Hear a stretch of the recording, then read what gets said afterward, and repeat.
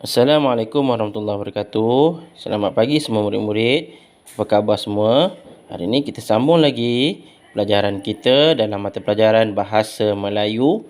Dan hari ini kita akan fokuskan dua kemahiran.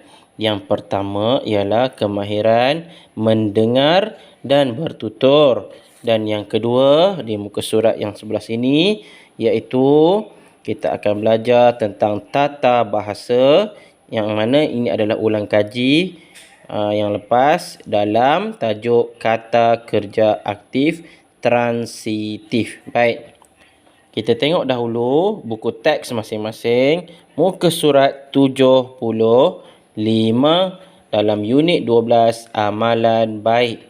Okey, tajuknya ialah berbudi bahasa budaya kita. Jadi, budaya negara kita, kaum-kaum di negara kita ini mestilah mengamalkan amalan berbudi bahasa. Baik, di sini adalah teks pemahaman perbualan yang menunjukkan contoh amalan berbudi bahasa. Baik, yang di sini kita akan mula baca ya. Berbudi bahasa budaya kita. Berbudi bahasa ialah nilai baik yang perlu ada pada setiap orang. Amalan berbudi bahasa ini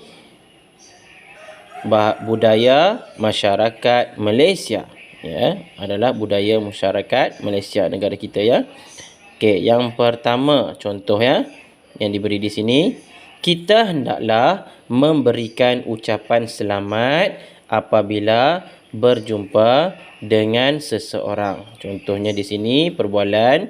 Okey, nanti murid lakonkan ya dengan ahli keluarga yang lain. Selamat sejahtera cikgu. Cikgu menjawab, selamat sejahtera Yahya. Jadi kalau kita yang beragama Islam pula, kita akan memberi salam, Assalamualaikum cikgu. Kemudian dijawab oleh cikgu, Waalaikumsalam Yahya. Okey, itu bagi yang beragama Islam. Yang kedua, okey, budi bahasa yang kedua, kita mestilah bertanya tentang khabar dan keadaan seseorang. Jadi makna bila kita berjumpa dengan kawan-kawan, kenalan kita, eloklah kita bertanya khabar dan keadaan saudara kita ataupun kenalan yang kita jumpa ya. Contoh yang diberi di sini ya. Apa khabar Sumi? Saya harap kamu sihat dan sejahtera. Okey, Sumi menjawab, khabar baik Hana. Saya harap kamu juga sihat dan sejahtera. Kamu hendak ke mana? Saya hendak ke perpustakaan. Jadi ini adalah contoh perbualan menunjukkan pertanyaan khabar dan keadaan seseorang. Dan yang ketiga, situasi yang ketiga ialah kita sepatutnya membantu orang tua atau orang yang kurang upaya. Mana kita, budaya kita sentiasa membantu orang yang lebih tua daripada kita ataupun orang tua ataupun orang yang kurang upaya. Baik, contoh di sini. Pravin, marilah kita bantu pakcik ini. Terima kasih anak-anak kerana membantu pakcik. Sama-sama pakcik. Jadi ini contoh seorang pakcik sedang cuba untuk melintas jalan raya.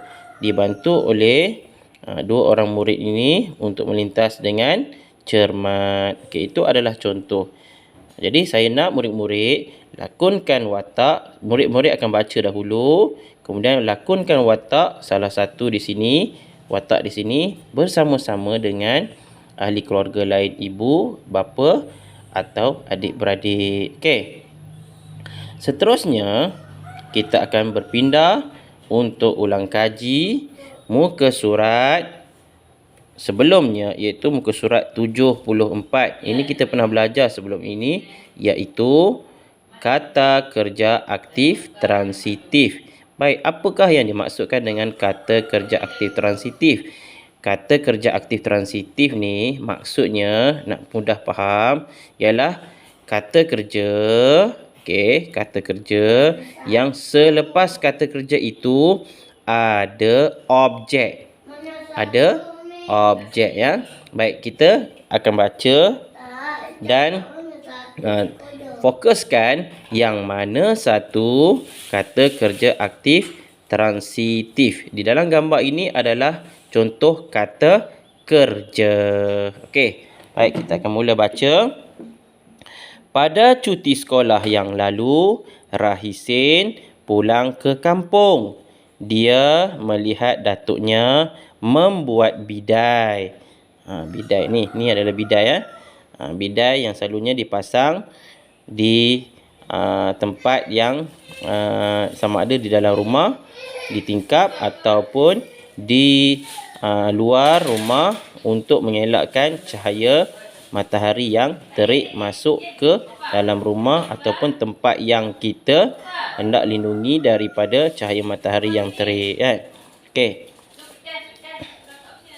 Kita sambung. Dia melihat datuknya membuat bidai.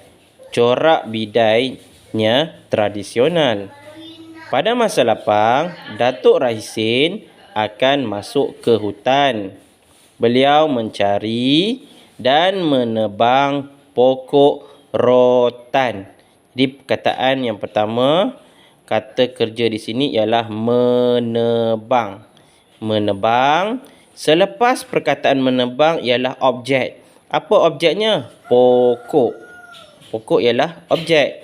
Jadi menebang pokok. Kita tidak boleh selepas, kalau kita nak jadikan dia sebagai kata kerja aktif transitif, mesti selepas itu adalah objek, bukan kata nama yang lain yang bukan menunjukkan objek ya.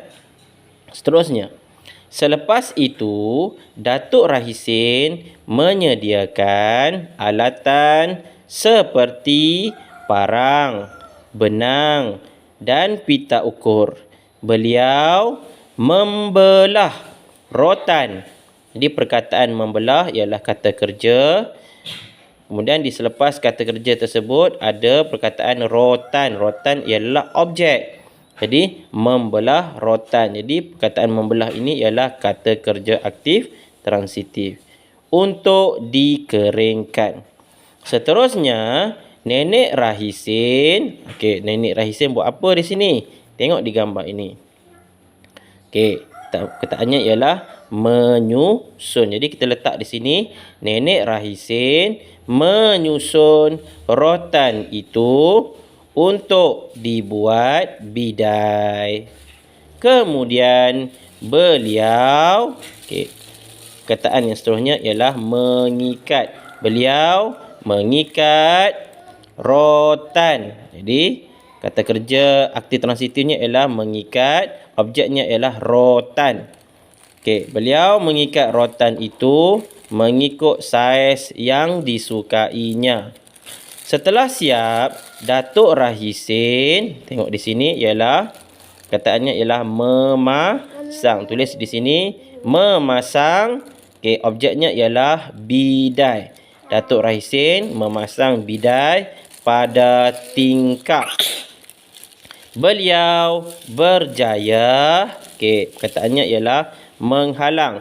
Berjaya menghalang cahaya matahari. Perkataan cahaya ialah objeknya. Beliau berjaya menghalang cahaya matahari masuk ke dalam rumah. Jadi kerja murid-murid ialah, saya hendak murid-murid sila tulis teks pemahaman ini, buat dengan tulisan yang cantik dan kemas.